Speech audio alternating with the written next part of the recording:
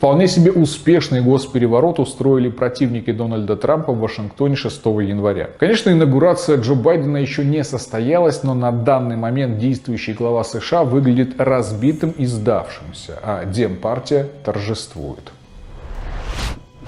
Приветствую вас, уважаемые подписчики «Политической России». Еще раз поздравляю с наступившим 2021 годом и очередным прошедшим Рождеством Христовым. Пока у нас тихо и мирно отмечали эти замечательные праздники, в США разворачивались драматические для сторонников Дональда Трампа события, высказаться о которых меня просило множество подписчиков, комментировавших ежедневно выходившие материалы об итогах геополитических событий ушедшего года. Итак, в декабре я озвучивал предположение, что глава Белого дома может попытаться удержать отбираемую Демпартией власть, прибегнув к экстраординарным мерам. Сейчас, когда миновала первая декада января, я вынужден признать, что этот вариант на данный момент в жизнь не воплотили, и шансы на его реализацию около нулевые. Причиной такого плачевного для Трампа положения стало предательство со стороны вице-президента Майка Пенса и дальнейшая провальная попытка опротестовать в Конгрессе списки выборщиков, утвердивших перемогу Байдена. Ход с опротестованием мог изменить канву событий, но беда Трампа в том, что этот ход был легко прогнозируемым. И демократы сорвали заседание Конгресса, устроив так называемый захват Капитолия трампистами 6 января. Логичную версию того, что произошло в столице США, изложил публицист Александр Роджерс. Пока сторонники Трампа мирно митинговали перед зданием Капитолия, группа непонятных персонажей, среди которых были опознаны несколько активистов Black Lives Matter и Антифа, разбили несколько окон в задней части здания и проникли внутрь. Заметьте, без оружия. Под предлогом угрозы захвата здания заседание Конгресса прерывается как раз на том месте, где республиканцы опротестовали принятие списка выборщиков от одного из оспариваемых штатов, от Аризоны. Очень удобно для демократов, если они не уверены, что смогут продавить нужное им решение. О том, что так называемый захват Капитолия был постановочной провокацией вроде поджога Рейхстага нацистами, свидетельствует масса фактов, всплывших уже после событий. Например, люди, изображавшие себя лидеров трампистов, сплошь оказались ряжеными. Либо нанятыми актерами, либо активистами демократов, действовавшими, что называется, под чужим флагом. Шаман на поверку оказался актером Джейком Анджели и так называемым подсадным привратником, призванным завести и спровоцировать сторонников Трампа. Вот он на фото с зятем Нэнси Пелоси Михаэлем Воссом. Похоже все-таки на поджог Рейхстага. Слушайте, а вообще хоть кто-то из настоящих сторонников Трампа там был? Получается, весь авангард из Black Lives Matter, Антифа, Дейма Леваков, из подсадных уток и козлов-провокаторов? А если республиканцы и были, то они тупо стадом побежали за ними?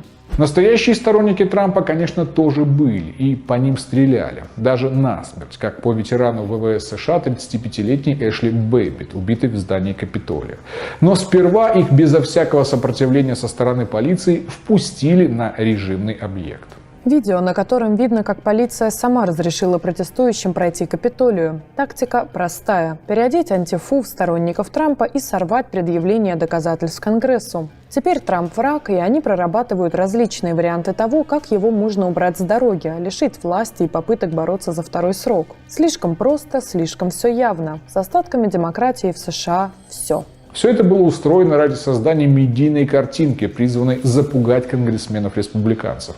И маневр удался. Террористам и инсургентам, как дружно обозвали их все демократические СМИ, дают полчаса пошалить, сделать веселые фотки из личного кабинета Пелоси и из зала Конгресса. Серьезно, десяток безоружных оболтусов, которые ничего не сделали, кроме фоток в кресле спикера Конгресса, были объявлены вселенским злом, террористами и угрозой демократии. И все СМИ, все журналисты, а также куча чиновников и конгрессменов с самыми пафосными рожами называют их страшной угрозой нашему образу жизни и нашим ценностям. После чего спокойно, без боя и перестрелок, и даже без вмешательства Брюса Уиллиса и Джерарда Батлера, этих ужасных террористов убирают из здания. Под шумок Пенс в обход президента принимает решение о вводе в столицу Нацгвардии. Как это называется? Правильно, госпереворот, или по-английски «коуп».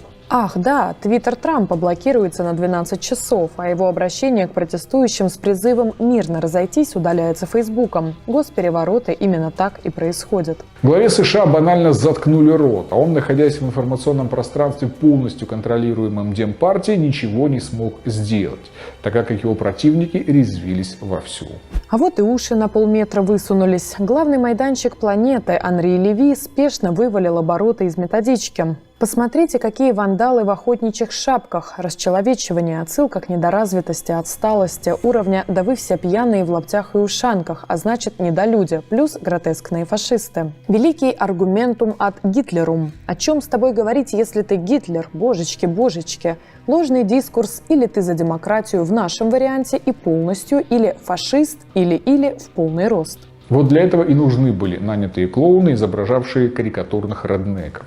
А серьезные дяди и тети тем временем ковали политическое железо, не отходя от высокой трибуны. Тут появляются Пенс и Пелоси, которые заявляют, что заседание Конгресса будет продолжено. Часть республиканцев деморализована. Они заявляют, что больше не поддерживают требования о 10-дневном расследовании фальсификации выборов, что и требовалось заговорщикам. Из повестки дня снимается рассмотрение возражений по остальным оспариваемым штатам. Удобно, чего уж там. Заседание Конгресса продолжается, и дежурные клоуны, читая заранее заготовленный текст с осуждением ужасных террористов с бумажек, усиленно имитируют наличие слушаний, хотя все говорят одно и то же. После чего полиция снаружи Капитолия получает приказ разогнать толпу с применением слезоточивого газа и спецсредств. Массовка больше не нужна, картинка с террористами уже нарисована. Трамп явно не был готов к столь подлой провокации. Это стало прям ударом ему под дых. А противники, не давая опомниться, быстро раскрутили маховик репрессий. Трампа забанили везде, где только можно. Его сторонников, принимавших участие в митингах, начали прессовать. Причем тех, кто просто участвовал, но вслед за провокаторами в Капитолий не полез,